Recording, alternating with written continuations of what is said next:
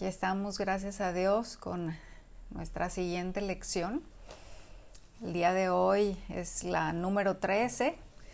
Seguimos con las distintas formas de oración y tendremos hoy la quinta y última parte de esta faceta de la oración, que es la intercesión.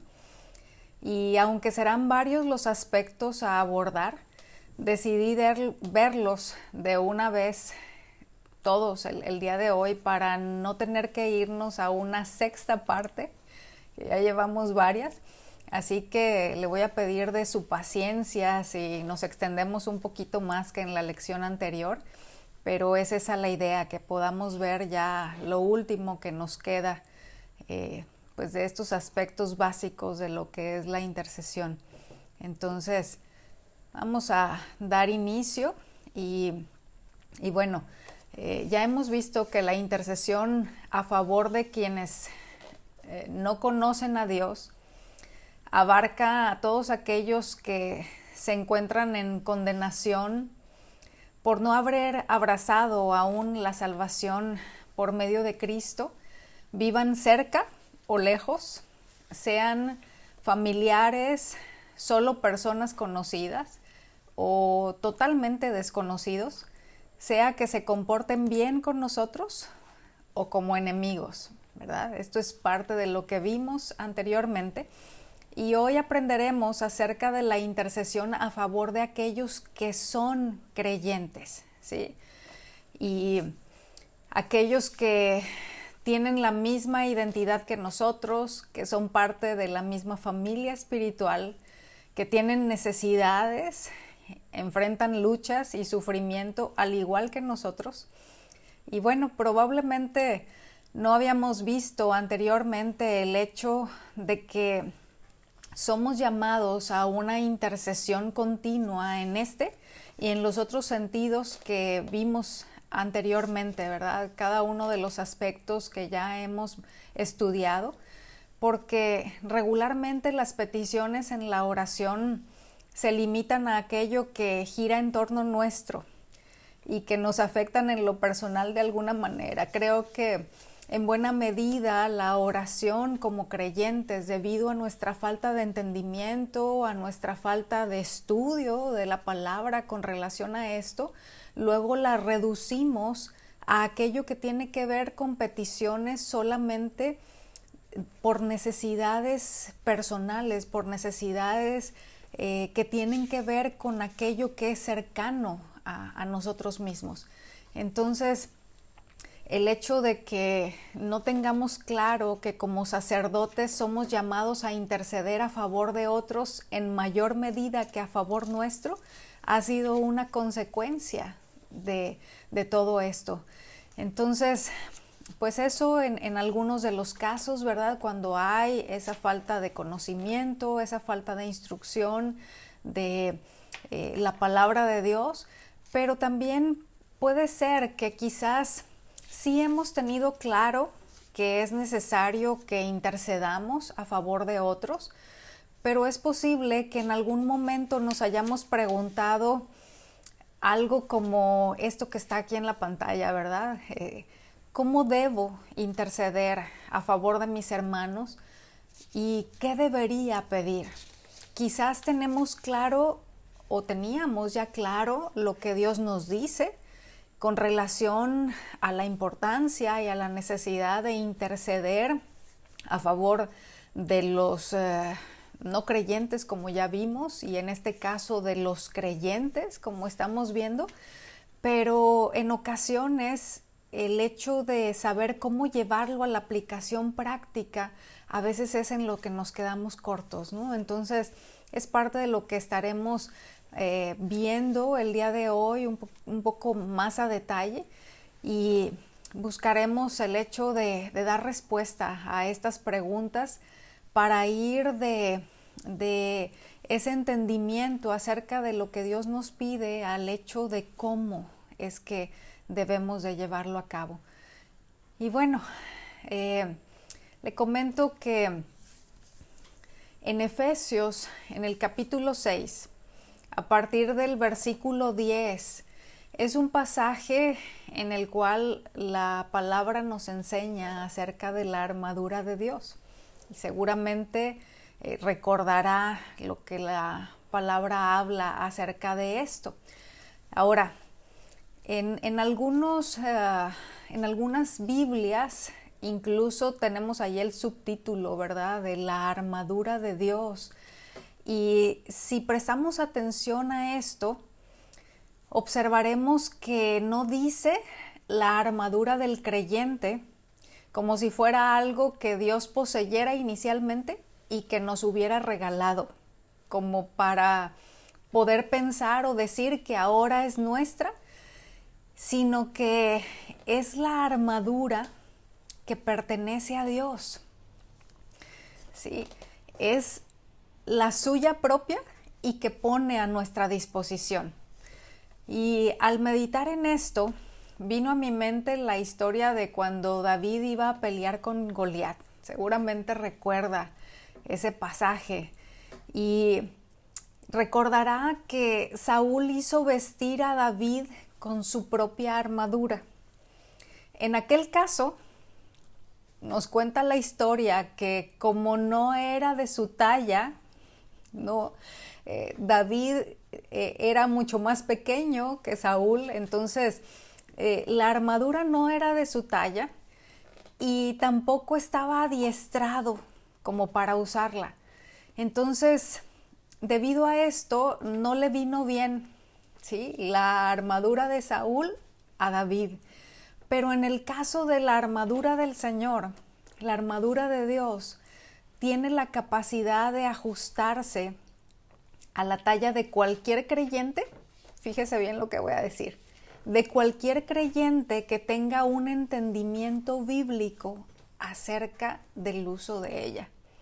¿Sí? Y debemos hacernos diestros en su uso y llevarla puesta siempre, hermanos. Es algo que la palabra de Dios nos enseña y que vamos a ver un poquito más a detalle. Ahora, antes de llegar a esta instrucción, el apóstol Pablo menciona previamente, ¿sí?, antes del versículo 10 del capítulo 6 de Efesios, ¿sí?, en los versículos anteriores dentro de este mismo capítulo y aún en el capítulo previo, que es el capítulo 5, está dando instrucciones acerca de que debemos vivir en la luz, es decir, en obediencia a la palabra de Dios por el poder del Espíritu. También menciona que en nuestras relaciones como esposos, padres, hijos, amos y esclavos, o ya en este tiempo, en nuestra circunstancia de vida, en el caso de los patrones y los empleados, nos enseña que debemos ser guiados por el Espíritu Santo. Entonces, es de todo esto de lo que está hablando, es el contexto previo a esto que vamos a leer a continuación, a partir del versículo 10 en adelante, acerca de la armadura de Dios. Nos dice, por último, fortalézcanse con el gran poder del Señor. ¿Sí? Si se fijan, las primeras palabras es por último, ¿sí? Es como que en conclusión, después de todo esto que les he venido diciendo, de vivir en la luz, de que sean guiados por el Espíritu de Dios, de que en su manera de relacionarse los unos con los otros sean guiados por el Espíritu Santo y que lo hagan mediante el poder del Espíritu Santo. Por último, fortalézcanse con el gran poder del Señor. Pónganse toda la armadura de Dios para que puedan hacer frente a las artimañas del diablo, porque nuestra lucha no es contra seres humanos, sino contra poderes, contra autoridades, contra potestades que dominan este mundo de tinieblas, contra fuerzas espirituales malignas en las regiones celestes. Por lo tanto, pónganse toda la armadura de Dios, para que cuando llegue el día malo puedan resistir hasta el fin con firmeza. Manténganse firmes, ceñidos con el cinturón de la verdad, protegidos por la coraza de justicia y calzados con la disposición de proclamar el Evangelio de la paz. Además de todo esto, tomen el escudo de la fe, con el cual pueden apagar todas las flechas encendidas del maligno. Tomen el casco de la salvación y la espada del Espíritu, que es la palabra de Dios. Muy bien, pues, dentro de esto que se menciona aquí, habría muchísimo que aprender, hermanos. Si nos vamos a cada parte de esta armadura, habría muchísimo no solo que aprender, sino también mucho que desaprender. ¿Por qué le digo esto? Porque buena parte de lo que se ha enseñado y asumido en algunos círculos de la cristiandad no tiene nada que ver con lo que enseña la Escritura. Pero como no es el tema, solo voy a mencionar sus partes, las partes de la armadura, y de manera muy concreta leeré algo del principio de aplicación de cada una de ellas, y ya en otra lección hablaremos más a detalle, ¿sí? Entonces, las partes de esta armadura que se mencionan en estos versículos son el cinturón de la verdad, la coraza de justicia, el calzado del evangelio de la paz, el escudo de la fe, el casco de la salvación y la espada del Espíritu, y algo más que veremos adelante, ¿sí? Y bueno, Satanás procura que la victoria del cristiano no sea plenamente disfrutada por él, de modo que cuando el cristiano está ceñido por la verdad, las mentiras diabólicas no tienen efecto en él. Cuando está acorazado de justicia, la injusticia propia de la vida de las tinieblas no le afecta. Cuando los pies están calzados con la paz, la inquietud propia de este mundo no tiene que ver con él. Si el escudo de la fe le protege, los dardos de fuego que hacen vacilar la fidelidad no le alcanzan. De ahí que cubierta la cabeza con el yelmo de la salvación, de donde surgen los pensamientos, la inmundicia propia de los pensamientos mundanos no tendrán cabida, y el cristiano se mantendrá firme en el terreno de victoria que ocupa en Cristo Jesús.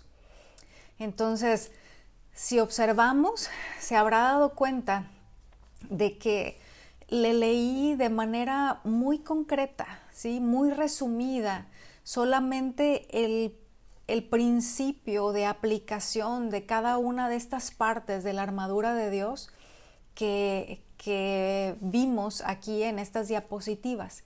Como le decía, hay muchísimo que aprender acerca de cada una de ellas y bueno, no tenemos el tiempo como para hacerlo en este momento porque además no es el tema, tenemos que llegar a algo que está más adelante en este pasaje, pero era importante mencionarle cada uno de estos aspectos y el hecho de que podamos tener claro, al menos en una pequeña medida, los principios de aplicación de cada una de estas partes mencionadas, porque como le decía, se han enseñado cosas que no tienen nada que ver con lo que la palabra de Dios busca transmitirnos en estas escrituras y es importante que empecemos, si no lo teníamos claro, a poder ir teniendo un poco de claridad en ello.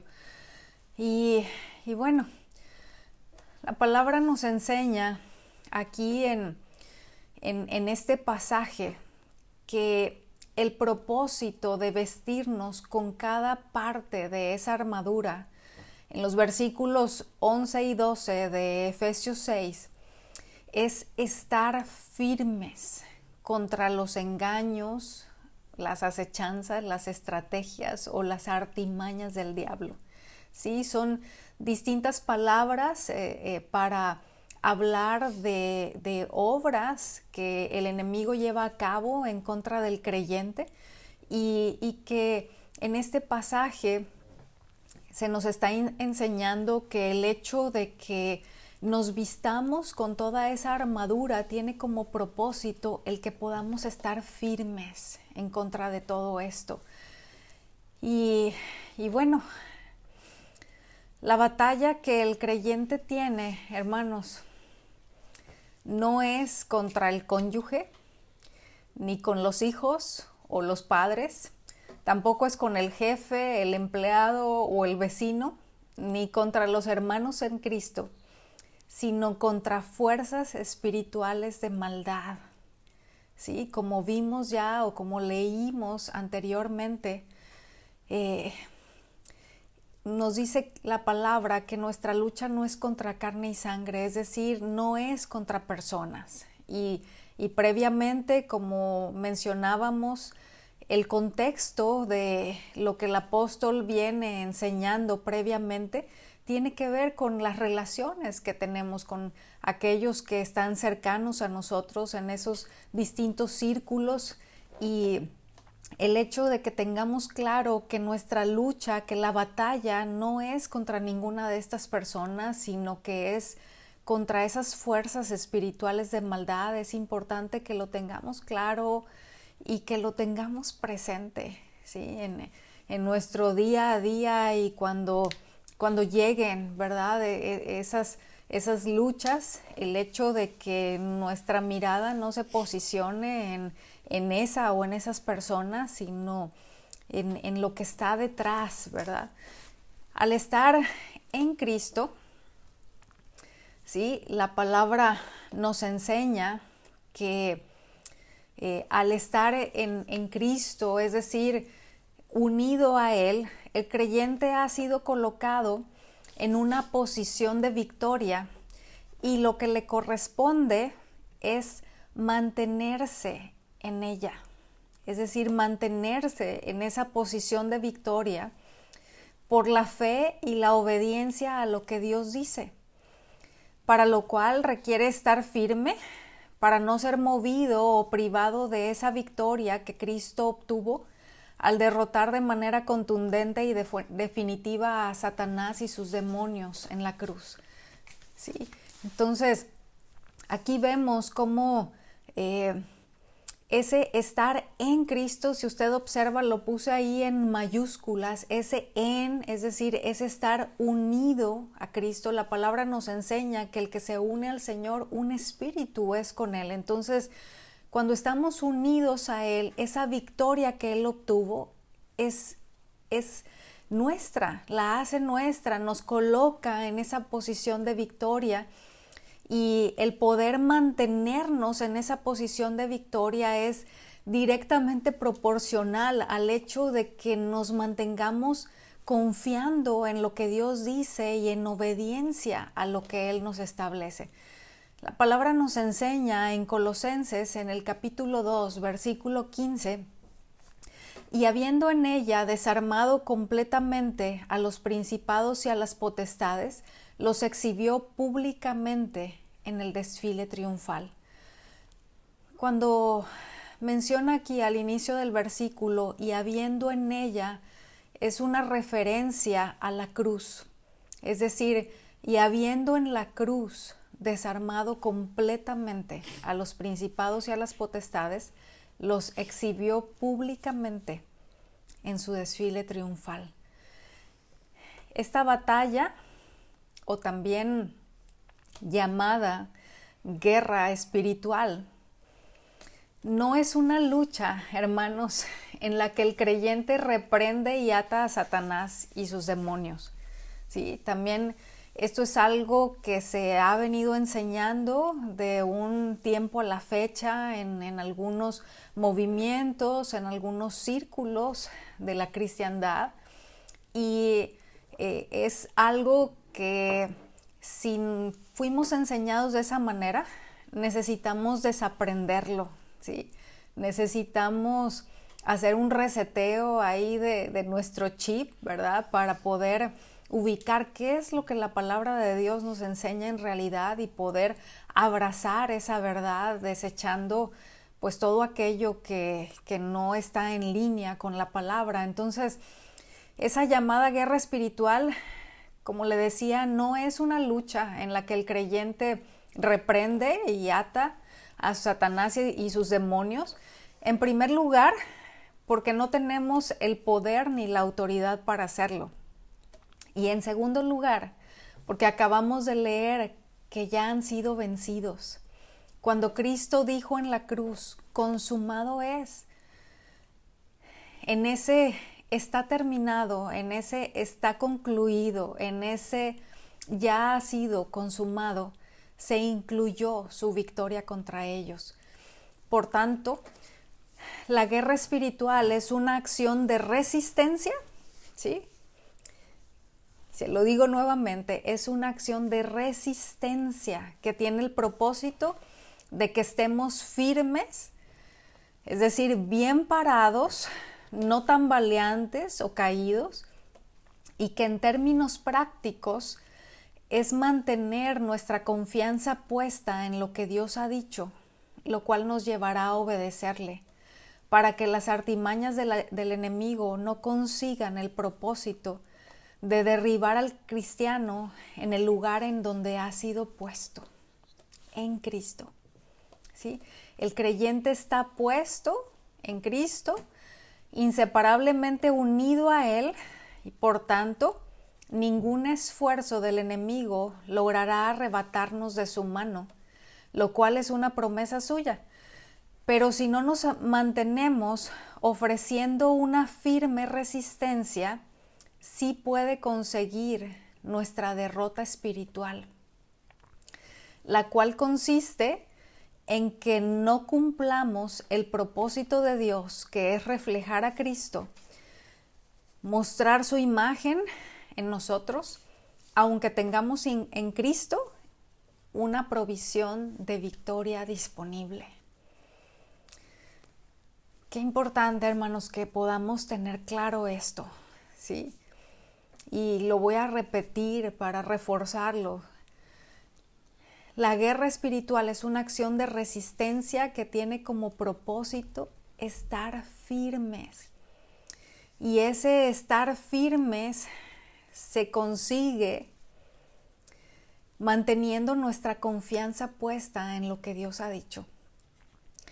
En ese creer que lo que Dios dice es verdad, que nos lleva a obedecerlo, que nos lleva a poner en práctica, que nos lleva a atender las instrucciones de Dios.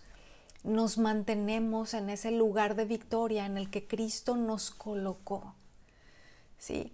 Pero por el otro lado, si nosotros desobedecemos, si desatendemos, si dudamos, eso nos va a llevar a una derrota espiritual, a no cumplir el propósito que Dios tiene, que es el que reflejemos a Cristo, que es el que mostremos su carácter, que es el hecho de que su imagen sea reflejada en nosotros, aunque Él nos haya ya colocado y nos haya provisto de esa victoria. Muy bien, pues quiero ponerle un ejemplo práctico acerca de esto. Y este ejemplo lo voy a tomar en cuanto al uso de la espada del Espíritu, ¿verdad? Hemos visto que la armadura de Dios consiste en varios aspectos, en varios elementos. Y el ejemplo que voy a tomar es de uno de ellos, que es la espada del Espíritu, que es la palabra de Dios. Y vamos a ver qué es lo que sucede si yo no amo la palabra, hermanos. Vamos a empezar por ahí, entendiendo que la palabra de Dios no es una cosa, entendiendo que no es un objeto, sino una persona, entendiendo que la palabra de Dios es Cristo mismo, el Verbo encarnado. Si yo no amo la palabra, si no la conozco, si no la escudriño, si no la entiendo correctamente, si no la memorizo o simplemente si no la creo? ¿Cómo me va a ir cuando venga el tentador con sus engaños, como vino contra Jesús en el desierto? Como vino contra él indicándole que dijera a las piedras que se convirtieran en pan. Yo espero que recuerde ese pasaje. Y en nuestro caso, ¿cómo podríamos decir? ¿Cómo podría usted decir? Escrito está.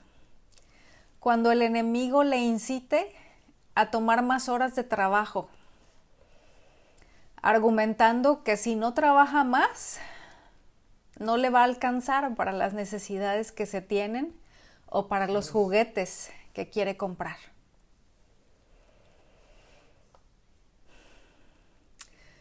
El resultado será una derrota como la ocurrida en Edén, hermanos. En lugar de blandir la espada de lo que Dios ha dicho, declarando con convicción, no solo lo material sustenta la vida del hombre, mi prioridad no son las cosas de esta tierra, como para que sea eso en donde esté mi mirada, porque lo que da verdadera vida es lo que sale de la boca de Dios.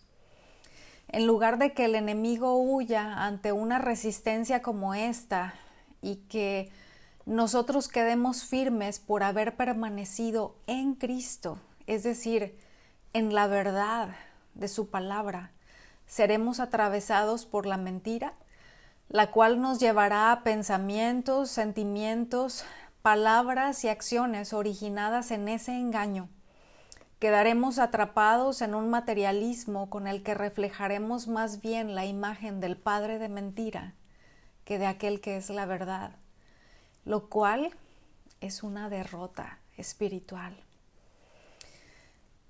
Y hay que ponerse cada parte de la armadura, hermanos, todos los días.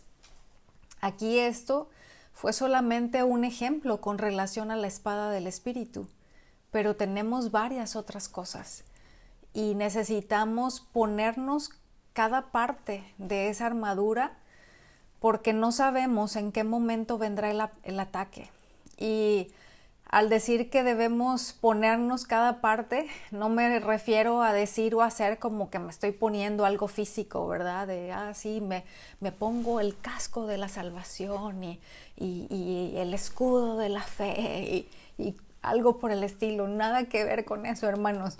Y lo digo con conocimiento de causa porque dentro de esas enseñanzas que ha habido, que han estado cortas o erradas, hay quienes piensan que hacerlo de esa manera ya es estarse vistiendo con la armadura de Dios. Entonces, para poder resistir, estar firmes y cumplir con el propósito de Dios de reflejar a Cristo, es necesario estar vestidos con toda esa provisión que Él mismo nos ha dado. Recordemos, hermanos, que se trata de una guerra. La vida como cristiano no es un patio de recreo, sino un campo de batalla, y necesitamos estar apropiadamente vestidos y armados para nuestra lucha. Entonces, así es como llegamos a la última parte de este pasaje. Vamos a leer el versículo 18, ahí mismo de Efesios capítulo 6.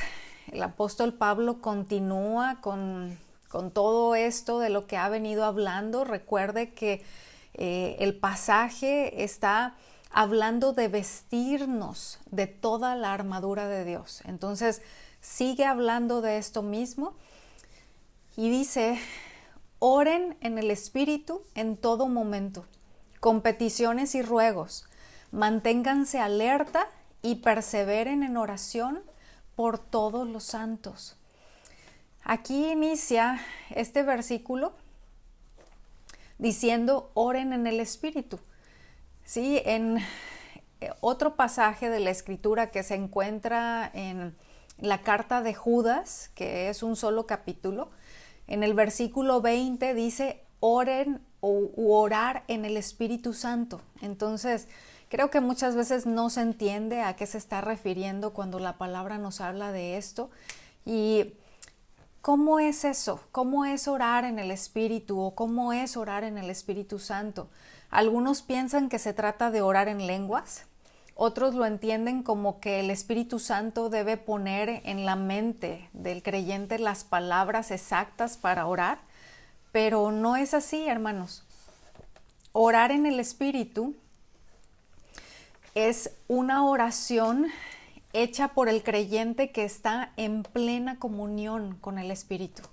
Es decir, en dependencia y obediencia a la guía del Espíritu, lo cual es obediencia a la palabra, y que el Espíritu actúa con libertad en él porque no está contristado ni apagado. ¿Sí? Esa es la oración en el Espíritu, o eso es orar en el Espíritu. Y como escribe este hermano, dice, cuando oramos en el Espíritu Santo, nos sometemos personalmente a Él, descansamos en su sabiduría, buscamos su voluntad y confiamos en su poder.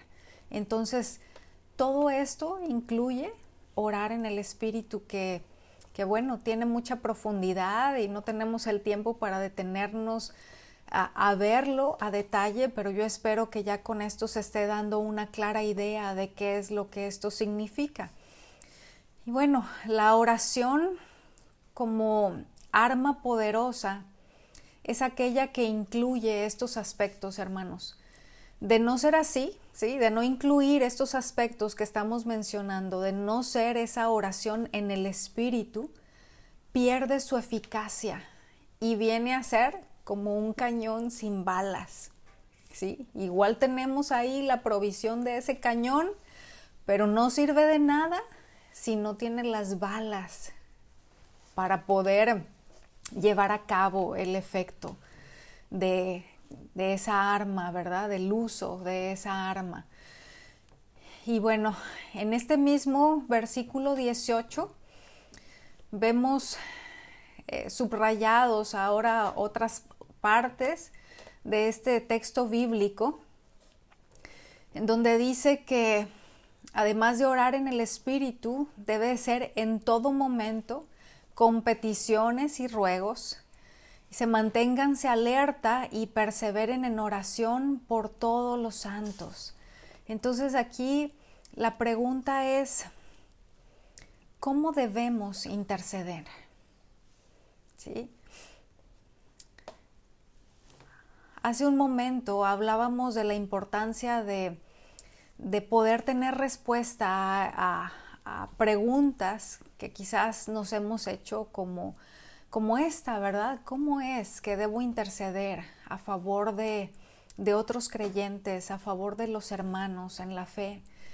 Y bueno, aquí en este versículo nos da respuesta y habla de que debe ser con peticiones y ruegos, es decir, una oración suplicante, y también menciona que debe ser en todo momento y con perseverancia.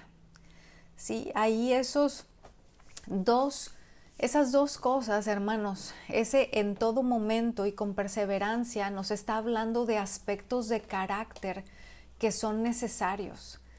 Y vamos a aprender a detalle acerca de esto en una lección que dedicaremos completamente a ello porque se requiere de aspectos de carácter para que nuestra oración sea conforme a lo que Dios enseña en su palabra.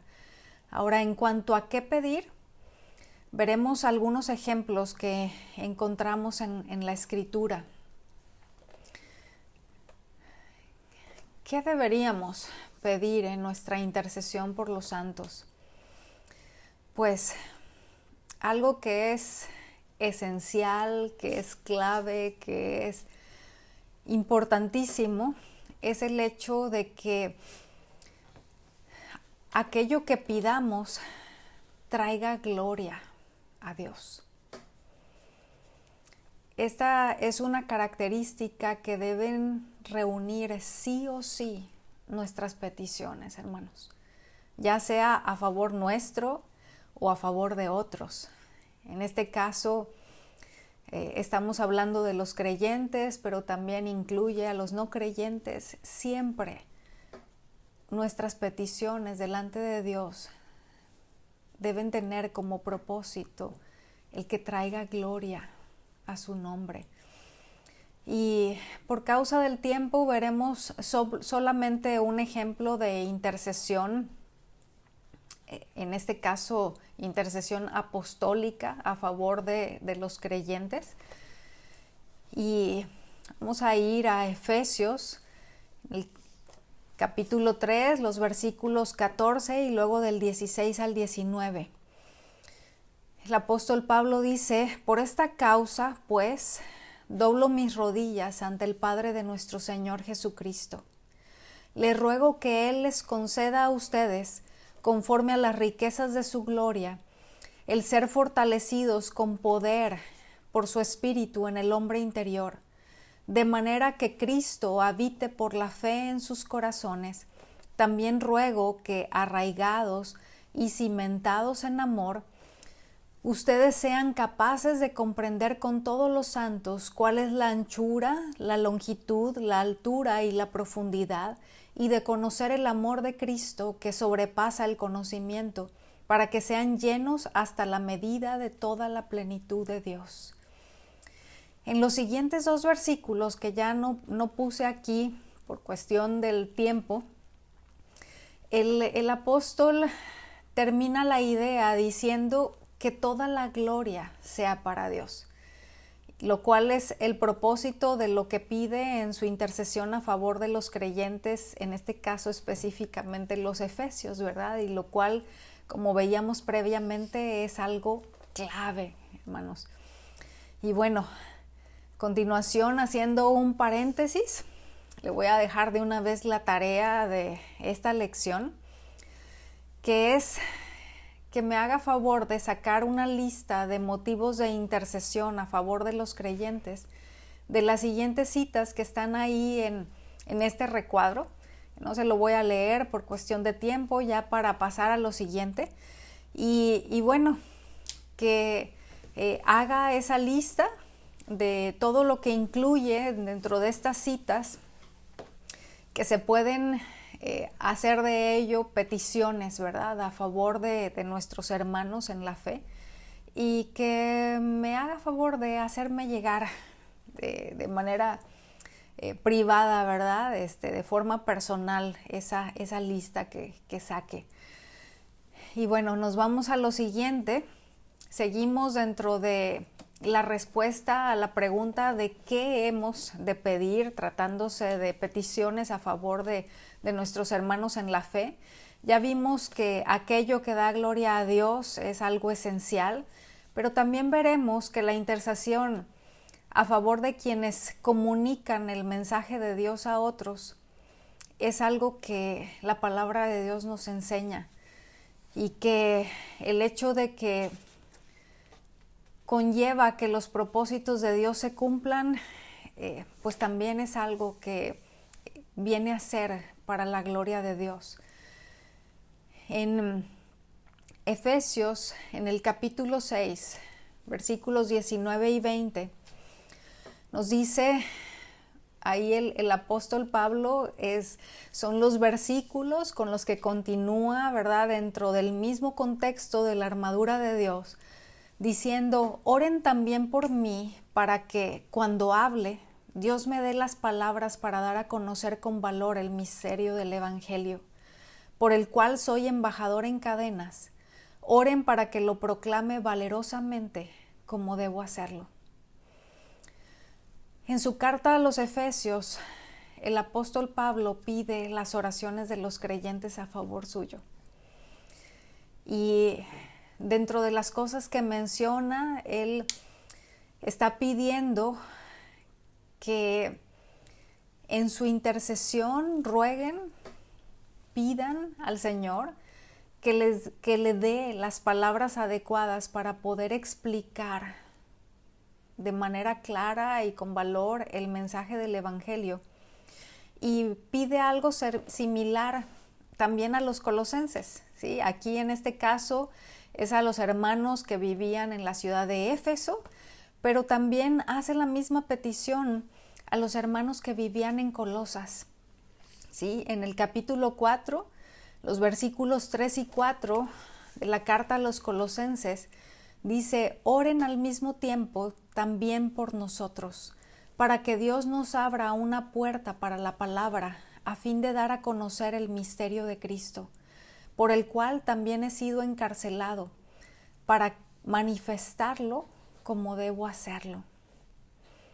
Y aquí vamos a ir a otra cita, que es nuestro versículo bíblico a memorizar, o uno de ellos, ¿verdad? De los que nos dejaron de tarea el domingo, que es Nehemías 8:8, que dice: leían del libro de la ley de Dios y explicaban con claridad el significado de lo que se leía.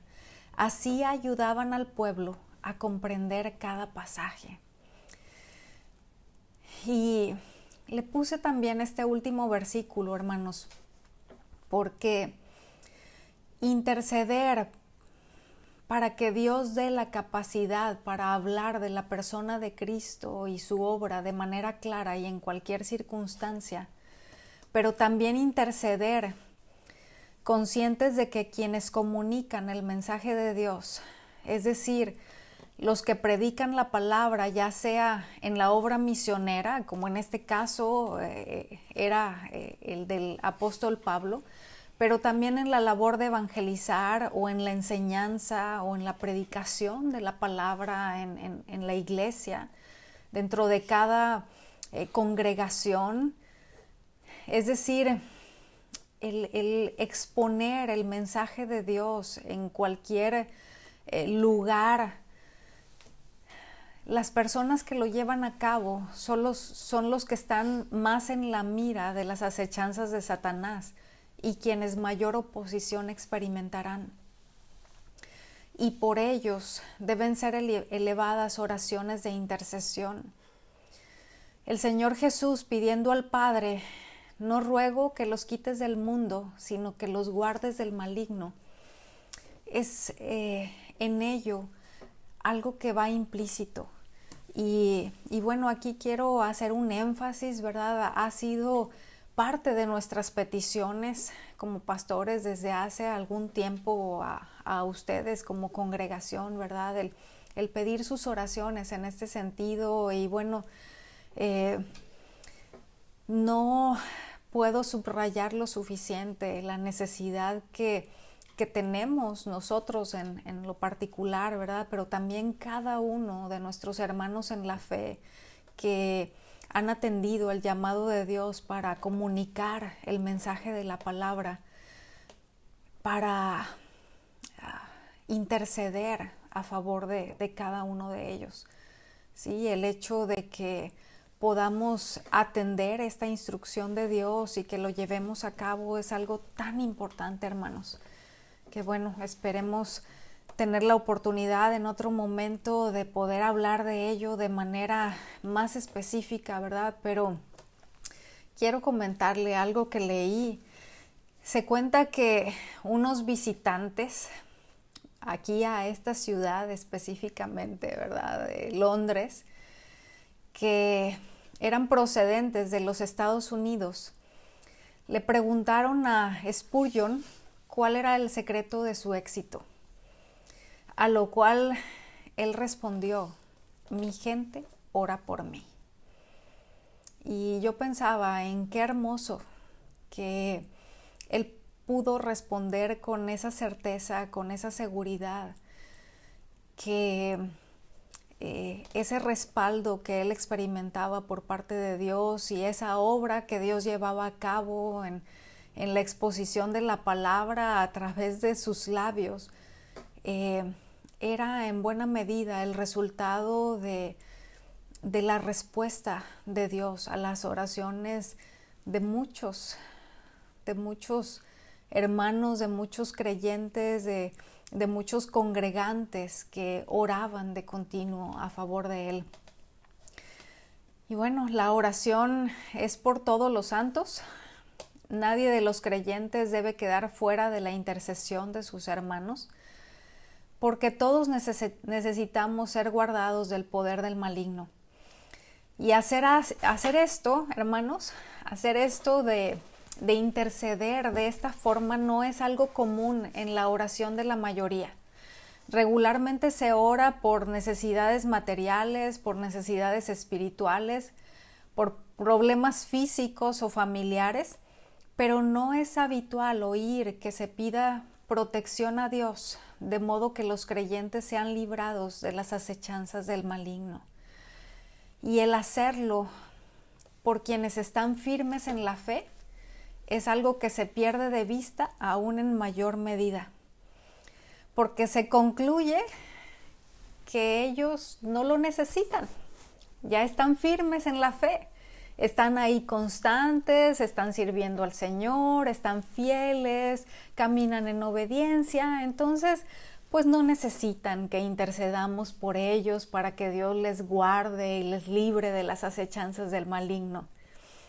Pero la realidad, hermanos, es que el enemigo anda alrededor de quienes temen a Dios para hacerles fracasar en la carrera para llegar a la meta, que es ser más como Jesús. Y aquí el apóstol Pablo enseña acerca de la necesidad de la oración intercesora para que cada creyente tenga las fuerzas y los recursos necesarios para mantenerse firme en el combate con las fuerzas, con las huestes de maldad, siendo librados del maligno, del atractivo del mundo y de lo que busca pervertir la fe. Y bueno, dedicaremos una lección para tocar este tema de manera específica y más amplia, pero por lo pronto proseguimos a lo siguiente, que es el hecho de que también la palabra nos enseña acerca de la intercesión por el perdón de las faltas del hermano o de los hermanos.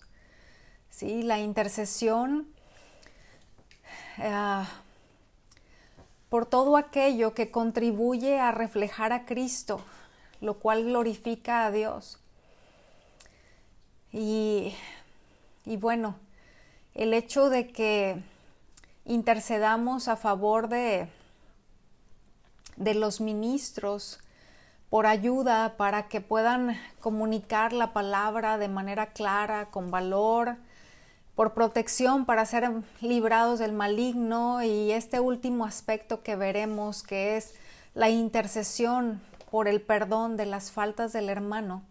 En Joel, en el capítulo 2, versículo 17, nos habla acerca del carácter intercesor del oficio sacerdotal, que es a lo que somos llamados, ¿verdad? Como parte de nuestra identidad.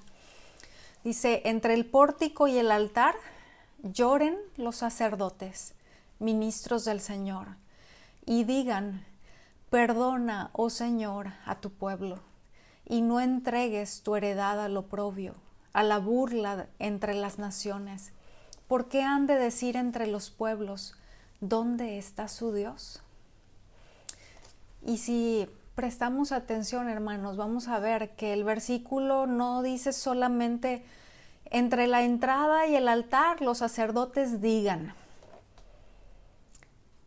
sino que especifica la condición necesaria del corazón y dice lloren, lloren para entonces pedir a favor del pueblo. Lloren porque hay ofensa contra Dios. En lugar de juzgar, en lugar de murmurar, en lugar de publicar las faltas del hermano, es hacer duelo, hermanos. Es hacer duelo, es llorar por las faltas del hermano o como en este caso, por las faltas del pueblo y pedir perdón a Dios. Entonces, esto es parte de las intercesiones a favor de nuestros hermanos creyentes. Y mire, quiero leerle aquí este pensamiento.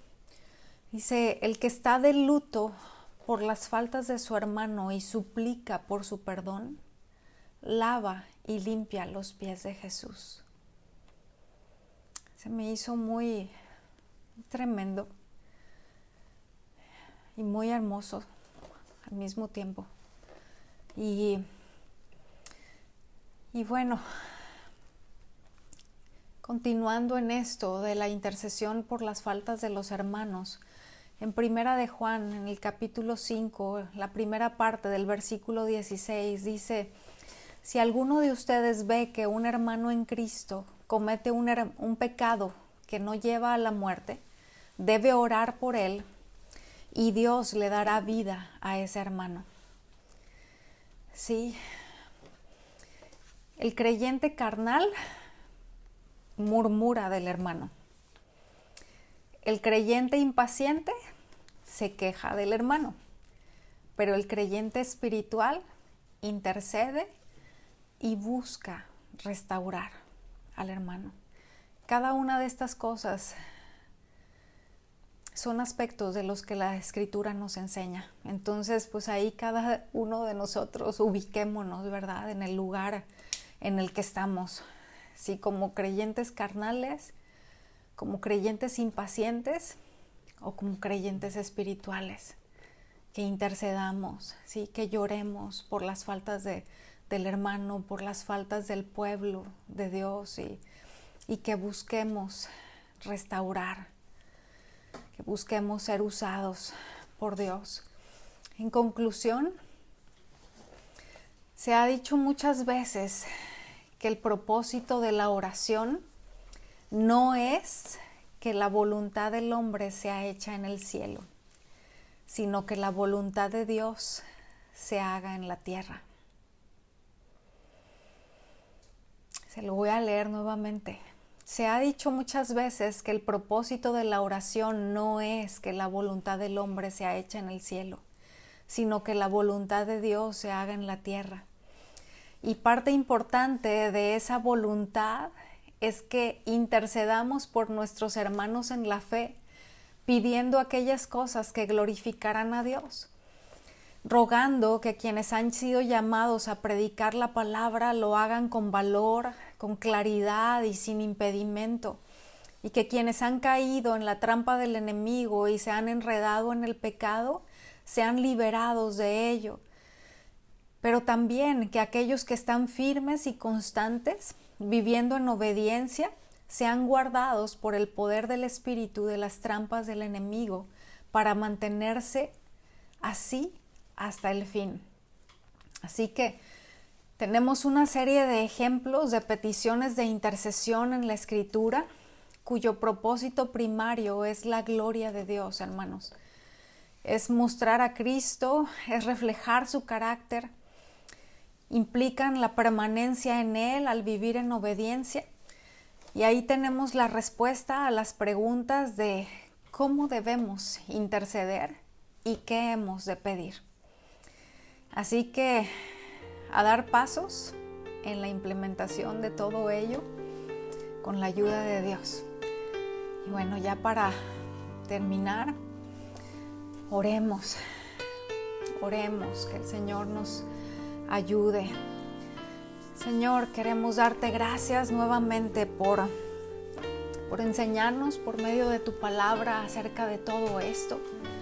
Y queremos suplicarte, Señor, que mientras transitamos por el camino de la obediencia en intercesión a favor de los tuyos, nos proveas del crecimiento espiritual que dará gloria a tu nombre, Señor. Te lo rogamos en Cristo Jesús. Amén.